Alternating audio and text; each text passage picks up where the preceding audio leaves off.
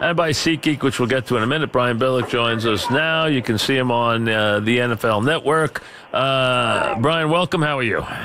I am doing great, Mike, and I'm sorry to hear this is our last. What, I chasing you off the air? You're just tired of talking to me? Yeah, it's at 30 years. It took 30 years to do it. Yes, this is my last official go-round, so you'll be sitting in with someone else after this. After this has only been planned for about 40 months, but this is it. After 30 years of the same show at the same time for 30 straight years, I am departing. I'm excited for you, man. I'm excited for the next phase of your life. Thank you. It's an honor to be on this last show. Thank you very much. Let's touch the big game, especially the Pats and the Steelers, the game of the year this week. Does it matter to you at all that the Pats go in off the loss last night? Not really. You know, all that showed was, like we've been talking about all year long, every team has got a hitch. Every team's got something that they have to overcome. This is a big game for Pittsburgh. They not only for home field, but if they can't beat New England at home in Pittsburgh, what makes them think they're going to have to be able to go on the road in the playoffs and beat them in Foxborough? So this is a big game. Are you bolstered by the Pittsburgh comeback or more chastened by how bad their defense looked against the Ravens? Well, the Ravens have been playing better, and what I am chastened by is the fact that it looks like, and they're playing a dangerous game, looks like whether it's this week or last week against Cincinnati, that they play this game where it looks like Ben gets to the fourth quarter and says, okay, I've had enough. I'm taking this over. I mean, you look at the Cincinnati game, the last three series, 11 plays, 74 yards, 9 plays, 80 yards, 8 plays, 40 yards, and the last 4 series against Baltimore, 80 yards for a field goal, 67 yards for a touchdown, 70 yards for a touchdown, 55 yards for a field goal. It's like they mess around for 3 quarters and then go, okay, we got to get serious. You know you can't cover your way to beating Brady. You can only beat him by pressuring him. That's it. That's how you beat him. He got uncomfortable last night. When he's uncomfortable, you got a chance. Now, Gronk will be back, which is a key. But do you think the Steelers, with the personnel they have now and still missing Shazier, do you think that the Steelers can pressure him? Well, they miss Shazier. They miss Hayden. That would have been a big couple steps to do just what you're talking about. The problem that Pittsburgh has with Brady is you just can't, as much as they love the zone blitz and that zone package, you got to change it up. You got to be able to go some man. You got to get him to hold the ball just a little bit. And then guys like Hayward and Watt have got to get home, like you said, get him off the mark. He's going to get the ball off quick. He's not going to take that hit. You got to get him to dump the ball early, like we saw last night. So do you think it's, I mean, the obvious look at this game, we're talking with Brian Billick, of course, is that the offenses would dominate. You think the offenses, even in December, will dominate this game? I think they will, because both teams have been susceptible to giving up big plays, and we've seen that. We know what Brady can do. You can never underestimate him. The offense in the Pittsburgh Steelers, when they're on, when they're focused, when they're not forcing it, when they can keep balance, there's nobody that can stop them when they're in rhythm. They're at home. Ben tends to play well when they're at home. They've taken on a little bit of the New England-esque, hey, if we got to run it 40 times like they did when they beat Baltimore the first time, or we got to throw it 60 times like they did the other night, they can do either one. No question about it. Interesting game. Now, a couple other interesting games here. One, Kansas City comes back with the big win finally last week, and now the Chargers keep revving up where they are. They're as hot as anybody in the AFC.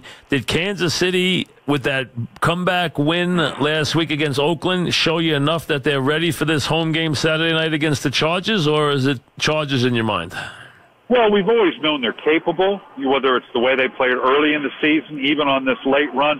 The key is last time they played the Chargers, they forced turnover, and Kansas City couldn't get, I keep wanting to say San Diego. Yeah, so do I.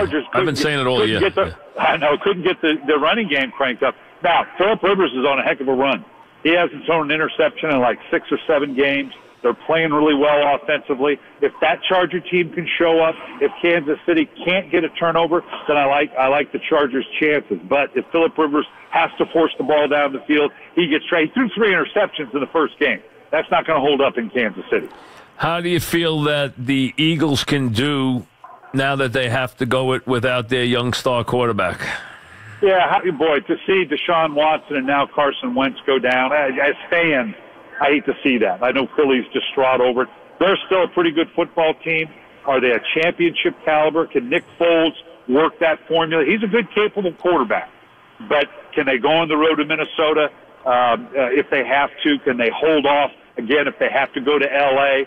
If Seattle comes calling, that's going to be the challenge. They're still a good defense. They can still run the ball. Nick Foles is very capable. Can he create those plays outside the design of the offense that Carson Wentz was creating? That's another question. We've talked all year about this NFC South, 9-4, 9-4, 8-5. Now, New Orleans gets the Jets this week. That gets them to 10. Atlanta and Carolina have tougher schedules. Does the Saints get it because of the schedule, or do you think Atlanta or Carolina, of the three teams, which one do you favor? They might all make the playoffs. Which one do you think going forward or even into the playoffs, which one of the three do you like the most? Well, New Orleans, just for the reasons you laid out, Mike, that schedule, I think, works very well for them, and they're certainly proved capable of it.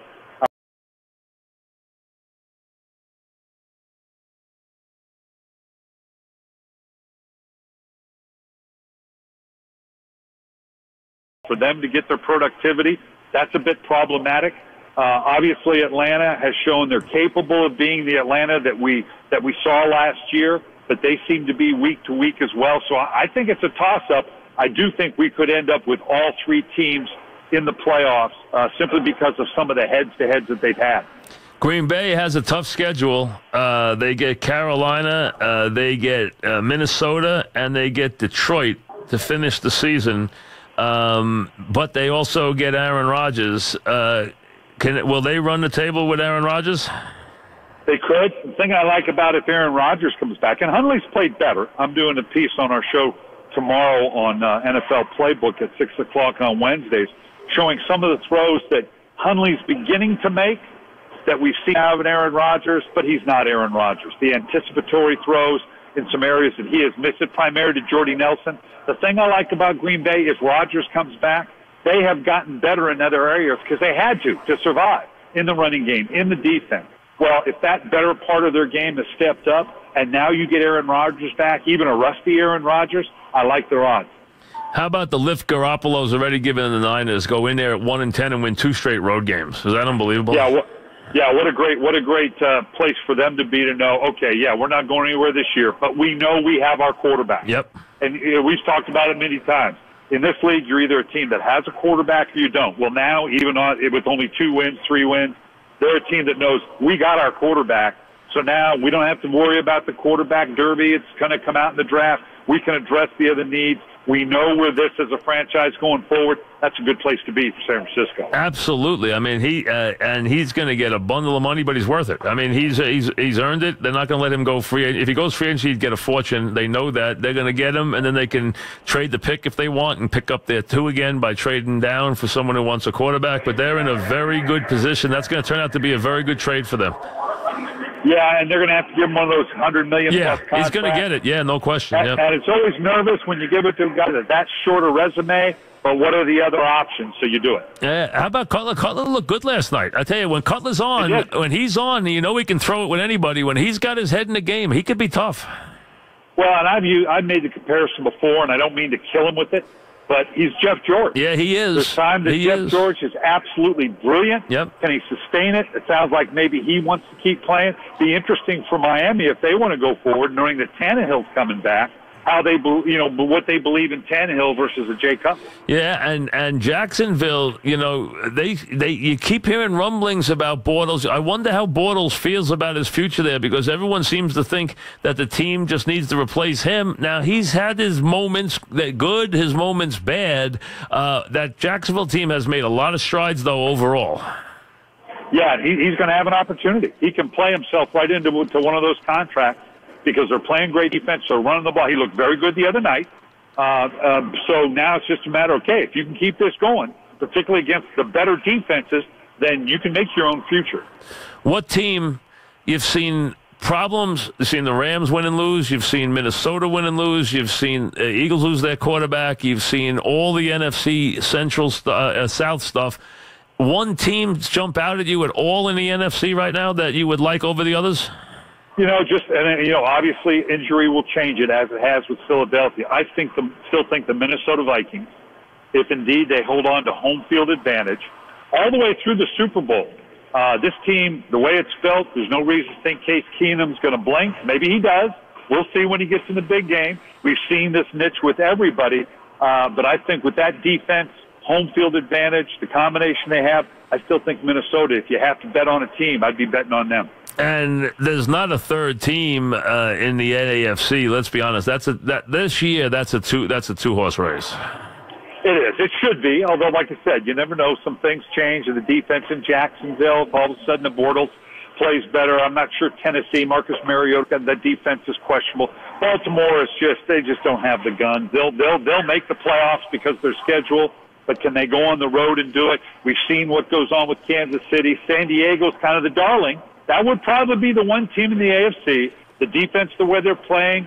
And with Phillip Rivers and the way he's playing, if they go in and beat Kansas City in Kansas City, that would be a team that you want to keep your eye on them. Yeah, I agree. They have the pass rush, and they have a guy like Bosa. They have their quarterback. They probably have the most weapons of any of the other teams in the conference. They probably do. Yeah, what Keenan Allen's doing is spectacular. Like I said, you want to size up the playoff field. Who has the best defense combined with the best quarterback in the AFC? Obviously, there's questions about New England, Pittsburgh because of the injuries, because you're talking about Brady, you're talking about Roethlisberger. Rivers, who could very well be a Hall of Famer, debatable. But with that defense, that combination, defense and quarterback, you might have to look at San Diego or the Chargers. Well, thanks very much. Thanks, Brian. Very much enjoyed it. Thank you. Mike, it's been great. I've really enjoyed it. Thank you very much, Coach. All right, SeatGeek brings